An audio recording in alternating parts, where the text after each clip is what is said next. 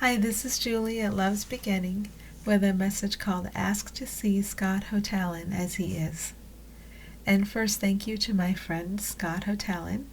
He invites me to mention him, and he's just very open and curious, and I really appreciate that. Okay, let's look at personal interaction.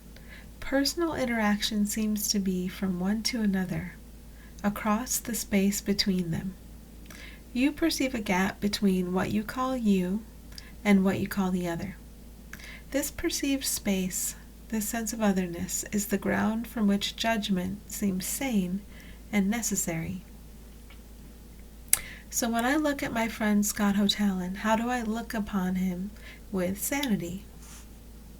Remember from the beginning that to see anything particularly good or bad about him is to lose the chance to witness what is actually here always, for all. If you see something particularly good about Scott, then you're going to see yourself as particular and separate too. Separate ones feed and reject. The perceived good, you will attempt to feed off that. The perceived bad, you will attempt to reject. You get to decide how you're going to see Scott. You can see him through the eyes of positive and negative judgment, and this will affect your behavior and experience with him. If you judge him positively or negatively, you're going to experience thoughts of gaining or losing by his presence. Ego is always about feeding and rejecting. If you're accepting egoic thoughts about Scott or anyone, you're going to put pressure on the separate self to appear a certain way for you. If he defies your expectations, you're going to lose your peace, because your peace was based upon the unreal. Putting pressure on any separate self is putting pressure on your separate self, and you will feel the need to show up for those you call other in particular ways. You're also going to experience successive periods of wanting those you see as other to feed upon you, extroversion, or to reject you, introversion. In either case, your peace seems to depend upon feeding or rejection. There is a way out of this grim cycle, and that is by asking to see and hear Scott as he truly is. It's asking to be guided fully in your interactions with him by what he actually is and always has been. You don't ask Scott to be one thing or the other in any way. He gets to show up as he truly is. If you allow him to show up in this way, you allow all to show up in this way.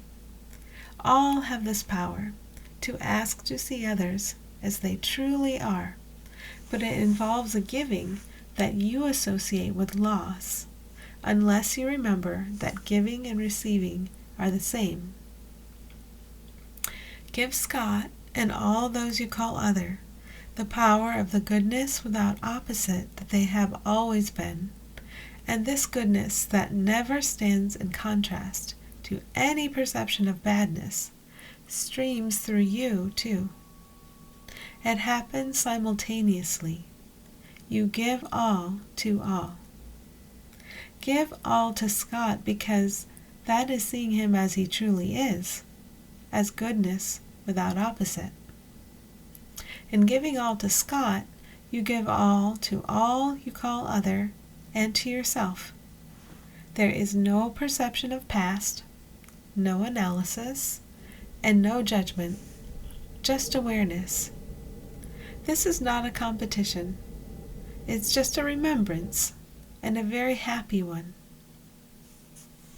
Okay, so I tend to associate Scott with happiness.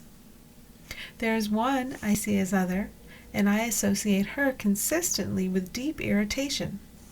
She came to me recently, and the first thought I heard was this: why is she bothering me? I really did have this sense that she wanted to feed upon me, and I didn't like it. When you want people to like you, you want them to feed upon you.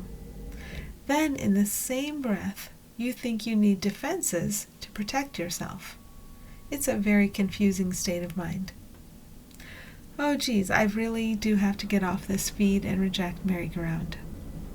Yes. All of your perceived as personal needs and wants are based on this feeding and rejecting. It's all perception. By your request, you can be taken out of this perception.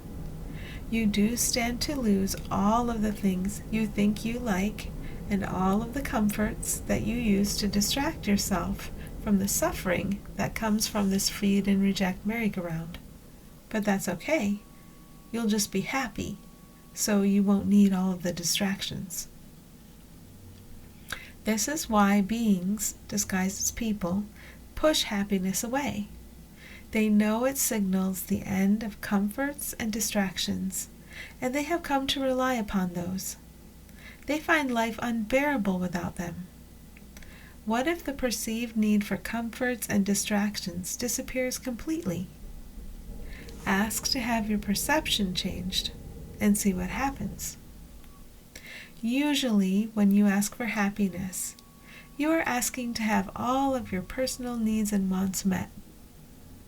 What if happiness is seeing all others as they truly are, entirely free of this cycle of feeding and rejection? Would you allow your perception to change to show you this? This is how you yourself are freed, by asking consistently to see others as they truly are. If you free them, you free yourself. If an other can disturb you in any way, it's because you see them as part of this feeding and rejecting cycle in some way, and you are highlighting the particular way in which you see them. Remember that they can only be your mirror.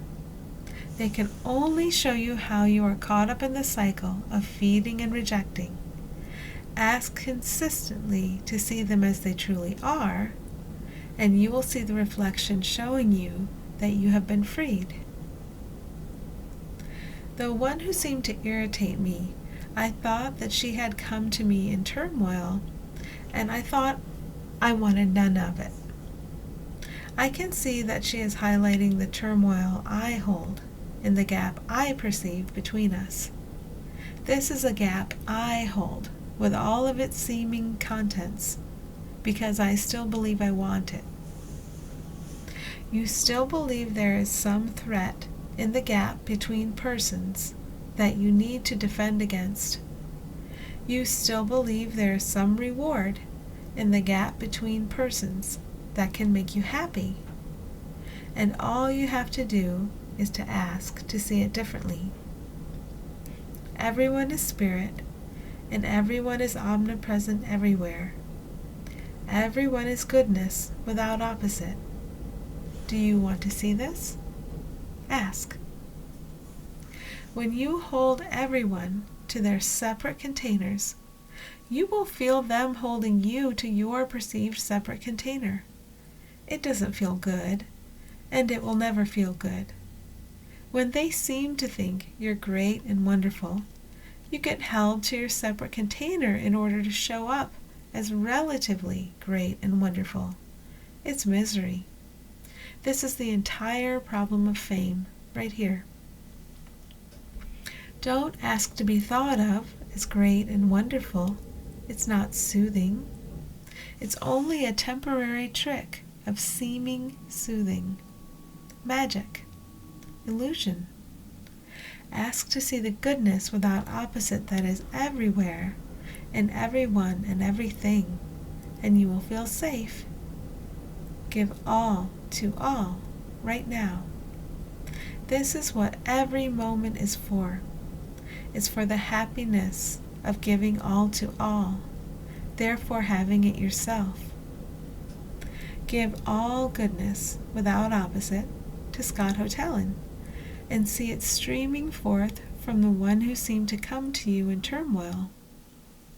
Give all goodness without opposite to the one who seemed to want to feed upon you, and be freed from the cycle of feeding and rejecting yourself.